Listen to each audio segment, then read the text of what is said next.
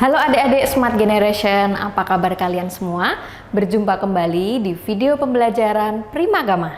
Perkenalkan, nama kakak Agatha, merupakan salah satu instruktur Smart Primagama di bidang ekonomi.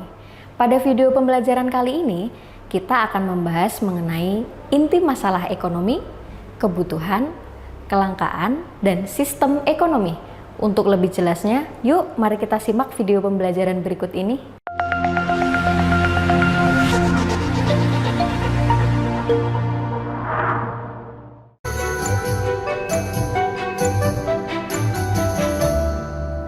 Hai adik-adik, apa sih yang dimaksud dengan ilmu ekonomi?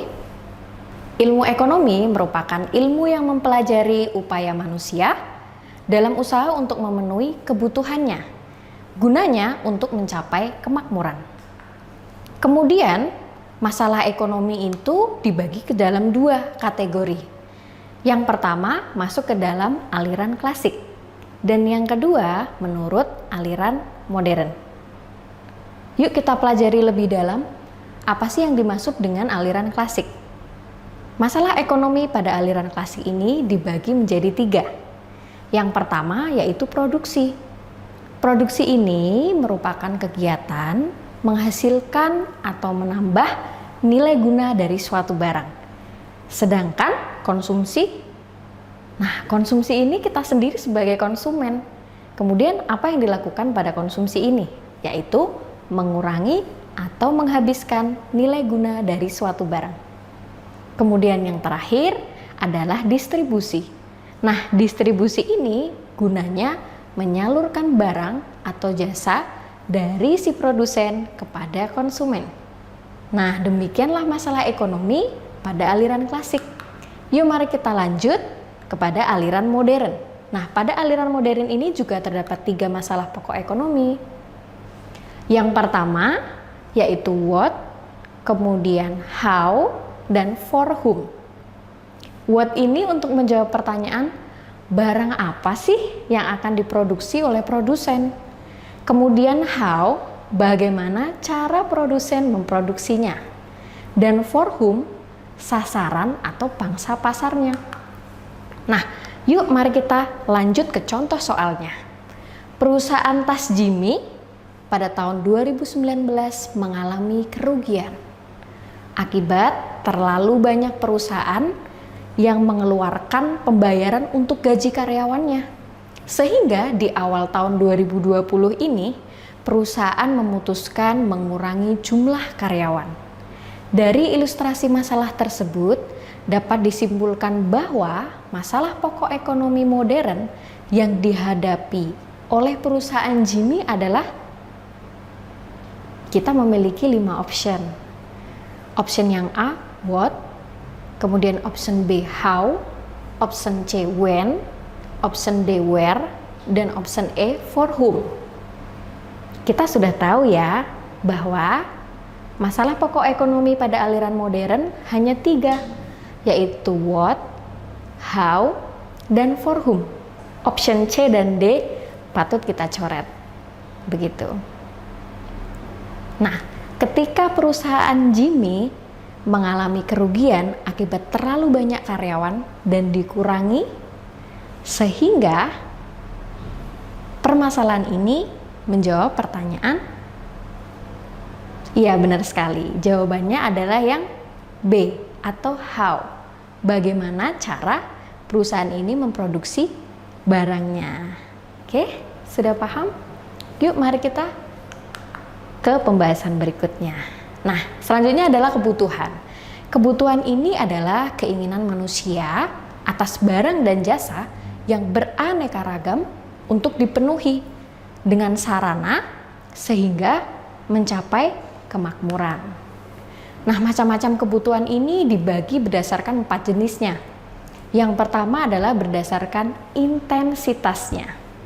Berdasarkan intensitas, ada kebutuhan primer, ada kebutuhan sekunder, dan ada juga kebutuhan tersier. Udah tahu pasti kan ya kebutuhan primer itu apa? Kebutuhan yang kita gunakan atau kebutuhan pokok kita. Contohnya adalah sandang, pangan, dan papan. Kebutuhan sekunder adalah kebutuhan berikutnya setelah kebutuhan primer terpenuhi. Dan kebutuhan tersier merupakan kebutuhan mewah. Lanjut, berdasarkan sifatnya, ada kebutuhan jasmani dan ada kebutuhan rohani. Jasmani ini yang terpenuhi adalah kebutuhan dari fisik kita. Kemudian rohani adalah kebutuhan yang kita gunakan untuk rohani kita. Selanjutnya ada waktu penggunaannya. Dibagi menjadi dua, yaitu kebutuhan sekarang dan kebutuhan yang akan datang. Kebutuhan apa sih yang kita gunakan sekarang dan kebutuhan apa yang akan kita gunakan di masa yang akan datang? Contohnya adalah, kita menyimpan uang, menabung untuk apa? Kira-kira suatu hari nanti, adik-adik yang sedang SMA ya, nah suatu hari nanti pasti akan, kalau memilih kuliah, pasti akan kuliah. Itulah yang dimaksud dengan kebutuhan yang akan datang. Kemudian, berdasarkan subjeknya, ada kebutuhan individu dan ada juga kebutuhan publik. Nah, kita tadi sudah belajar mengenai masalah pokok ekonomi dan juga kebutuhan. Nah, di dalam ekonomi ini ada yang dimaksud dengan kelangkaan. Kelangkaan merupakan keadaan di mana ketika kebutuhan kita itu lebih besar jumlahnya dibandingkan alat pemuas kebutuhan atau sumber daya yang ada, sehingga terjadilah kelangkaan. Kenapa kelangkaan ini terjadi? Nah, ingat-ingat ya adik-adik, kenapa tadi? Karena sumber dayanya terbatas, sedangkan keinginan atau kebutuhan manusia itu tidak terbatas. Yuk kita cek ke contoh soalnya. Kelangkaan merupakan masalah mendasar dalam ekonomi. Salah satunya adalah kelangkaan sumber daya modal. Maka, langkah yang tepat dilakukan pemerintah untuk mengatasi masalah tersebut adalah option A, menaikkan harga barang agar laba besar dan modal melimpah. Yang B, membuka sektor usaha yang membutuhkan modal besar. Kemudian yang C, mereformasi administrasi permodalan dan menaikkan bunga. Kemudian yang D, memperoleh investasi dan menawarkan peluang usaha padat modal. Kemudian yang option E, mengirim banyak tenaga kerja ke luar negeri untuk bekerja dan mendapatkan modal. Kita ingat kembali, apa sih masalah pada soal ini? Masalahnya adalah terjadi kelangkaan pada sumber daya modal, sehingga option yang kita pilih adalah yang tentu saja yang D, yaitu mempermudah investasi dan menawarkan peluang usaha padat modal. Dengan mempermudah investasi ini, maka banyak orang yang akan menanamkan investasinya secara tidak sengaja atau secara langsung. Itu akan membuat apa? Modal kita menjadi bertambah dan juga padat modal. Oke, mudah bukan? Kemudian kita beralih ke biaya peluang. Biaya peluang atau opportunity cost ini merupakan sejumlah barang, pendapatan, waktu, kesenangan yang harus dikorbankan agar sejumlah barang atau jasa yang lain dapat digunakan. Kita langsung saja ke contoh soalnya. Nah, di sini ada seorang siswa SMA bernama Cinta. Diterima bekerja sebagai karyawan di sebuah toko dengan gaji 700.000. Sedangkan apabila dia bekerja di pabrik, dia memperoleh gaji 800.000. Dan apabila dia bekerja di kantor, dia memperoleh gaji 1 juta. Cinta ini juga diterima di perguruan tinggi negeri. Nah, jika Cinta memutuskan untuk kuliah alih-alih kerja ya, maka berapa biaya peluangnya? Nah, di sini adik-adik sering tuh tanya, Kak, caranya gimana Kak? Kita jumlahkan atau kita pilih yang paling kecil atau yang paling besar? Nah, smart solutionnya kita pilih biaya yang paling besar.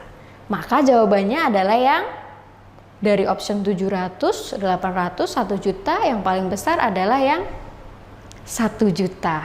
Maka jawabannya adalah yang biaya peluang atau opportunity cost cinta sebesar 1 juta. Bagaimana adik-adik video pembelajaran yang kalian simak sebelumnya? Menarik bukan? Nah, pastikan untuk kalian tonton sampai selesai ya. Adik-adik, pernahkah kalian mengalami kesulitan dalam belajar? Atau kalian mengalami kesulitan dalam memahami materi tertentu? Nah, jika kalian mengalami kesulitan dalam belajar, Primagama punya solusinya. Dengan adik-adik bergabung bersama Primagama, maka masalah-masalah dalam pelajaran kalian akan terselesaikan dengan baik. Karena Primagama memiliki fasilitas yang unggul dalam mendampingi kalian dalam belajar. Jika kalian memilih mata pelajaran matematika, ekonomi, geografi, sejarah, sosiologi, maupun materi UTBK, kalian akan mendapatkan masterbook yang berisi penjelasan-penjelasan materi pelajaran dan juga smart exercise yang berisi kumpulan-kumpulan soal yang akan membantu kalian dalam proses belajar. Nah, untuk setiap bidang studi, kalian akan belajar sebanyak 2 kali dalam seminggu, yang mana salah satunya digunakan sebagai layanan pendalaman materi yang di dalamnya memuat remedial, enrichment, dan juga consulting. Remedial adalah pengulangan materi yang belum adik-adik pahami. Enrichment adalah pengayaan materi yang telah dipahami. Dan consulting adalah pendampingan bagi adik-adik yang mengalami kesulitan dalam pengerjaan tugas. Selain itu, Primagama memiliki metode pembelajaran Smart Solution. Apa itu Smart Solution?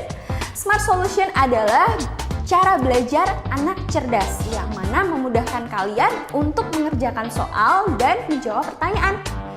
Adik-adik, pasti kalian bertanya-tanya bagaimana caranya mendapatkan fasilitas-fasilitas terbaik ini? Caranya mudah, yuk daftar di Primagama terdekat di kotamu. Mari wujudkan merdeka belajar bersama Primagama. Oke adik-adik, untuk lebih jelasnya memahami video pembelajaran yang telah kalian simak sebelumnya, yuk kita lanjut belajar lagi. Oke, kita lanjut ke prinsip dan motif ekonomi. Prinsip ekonomi ini merupakan pedoman yang digunakan manusia dalam melakukan kegiatan atau melakukan tindakan ekonomi. Namanya juga ekonomi, pasti tidak mau rugi ya. Maka prinsip yang pertama adalah kita melakukan pengorbanan sekecil-kecilnya untuk memperoleh hasil tertentu. Itu prinsip yang pertama. Kemudian prinsip yang kedua, kita melakukan pengorbanan tertentu untuk memperoleh hasil yang sebesar-besarnya. Nah, kemudian apa motif ekonominya? Nah, motif ekonomi ini dibagi menjadi 4, yaitu motif untuk mencari keuntungan, kemudian mencapai penghargaan, kemudian mencapai kekuasaan, dan yang terakhir adalah untuk melakukan kegiatan sosial. Nah, yuk mari kita tengok contoh soalnya. Motif yang mendorong perusahaan besar untuk selalu berusaha memperluas usahanya dan untuk lebih memajukan perusahaannya merupakan yang A, keinginan memperoleh penghargaan masyarakat, yang B, ingin melakukan pekerjaan sosial, yang C, ingin mendapat kepuasan sebagai pengusaha, yang D, hasrat meningkatkan kemampuan masyarakat, dan yang E, hasrat memperoleh kekuasaan di sektor ekonomi. Kira-kira kalau perusahaan ini melakukan ekspansi, memperluas perusahaannya menjadi lebih luas dan menjadi semakin banyak, kira-kira motif apa yang tersembunyi di situ? Oke, kakak beri waktu untuk berpikir. Nah, benar sekali ya. Jawabannya adalah yang E, yaitu hasrat untuk memperoleh kekuasaan di sektor ekonomi. Mudah bukan? Nah, mari di session yang terakhir kita ada yang namanya sistem ekonomi. Apakah adik-adik sudah tahu ada berapa macam sistem ekonomi di dunia?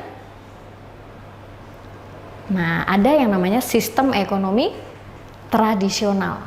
Kemudian sistem ekonomi sosialis, sistem ekonomi liberal, dan yang terakhir adalah sistem ekonomi campuran. Oke, mari kita pelajari satu demi satu ya. Sistem ekonomi tradisional ini belum ada pembagian kerjanya. Pertukarannya saja dengan menggunakan barter. Ya kan? Pada zaman dahulu ketika orang menginginkan beras, yang satu orang lagi punya kentang, ketika ingin barter ya tinggal ditukar saja. Ketika dua orang ini memiliki keinginan yang bisa ditukarkan. Si A butuh beras, si B butuh kentang. Maka si A dan B melakukan pertukaran atau barter. Itu yang dilakukan pada masyarakat zaman dulu atau tradisional. Kemudian hubungan masyarakatnya masih bersifat kekeluargaan. Jenis produksinya juga ditentukan berdasarkan kebutuhan dan bertumpu pada sektor agraris. Sektor agraris ini maksudnya pertanian.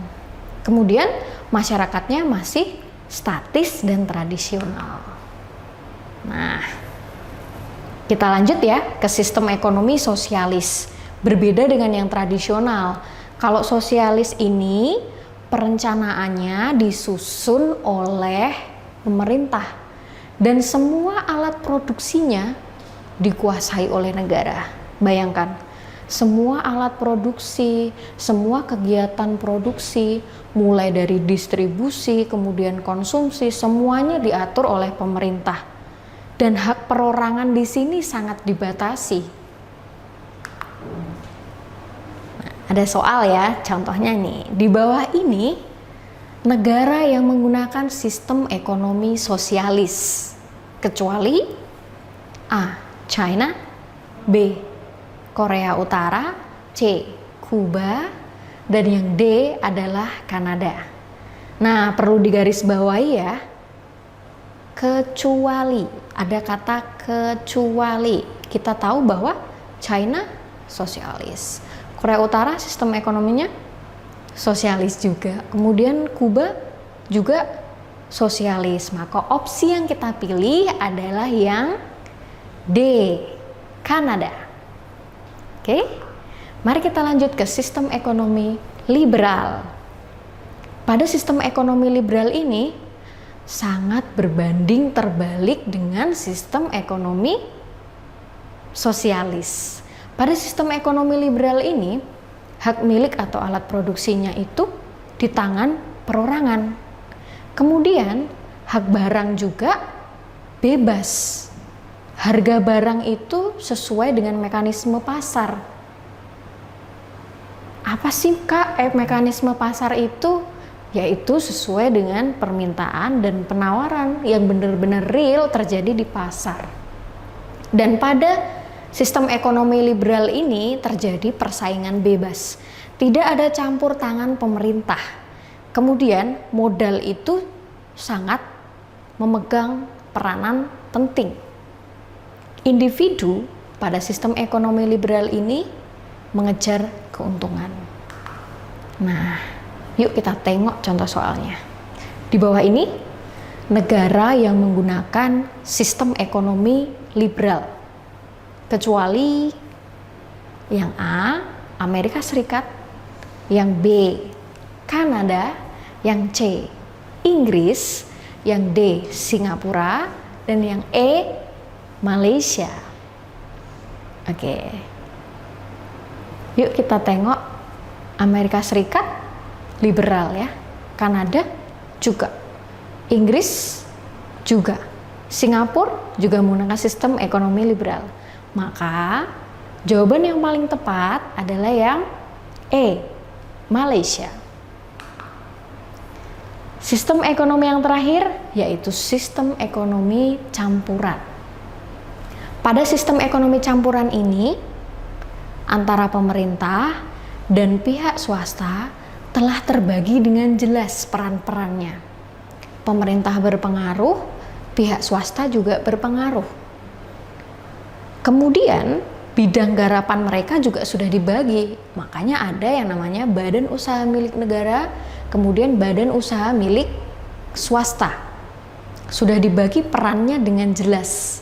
Jadi pada sistem campuran ini, pemerintah ikut campur, swasta juga ikut campur. Jadi keduanya membentuk sistem ekonomi. Nah, yuk mari kita langsung ke contoh soalnya. Di bawah ini negara yang menggunakan sistem ekonomi campuran adalah yang A. Jepang, B. Singapura, C. Korea Selatan, D. Indonesia, dan yang E. Belanda. Yuk kira-kira yang mana? Pasti bisa cepat kalau mengerjakan soal ini. Iya betul sekali, yang D ya, Indonesia. Indonesia menerapkan sistem ekonomi campuran. Makanya ada badan usaha milik negara dan ada juga badan usaha milik swasta. Demikian adik-adik Smart Generation penjelasan mengenai inti masalah ekonomi, kebutuhan, kelangkaan, dan sistem ekonomi. Semoga bermanfaat ya untuk kalian semua. Sampai jumpa di video berikutnya. Jangan lupa subscribe channel YouTube kita dan bunyikan loncengnya agar tetap update video dari kita. Primagama siap, Primagama smart, Primagama terdepan dalam prestasi.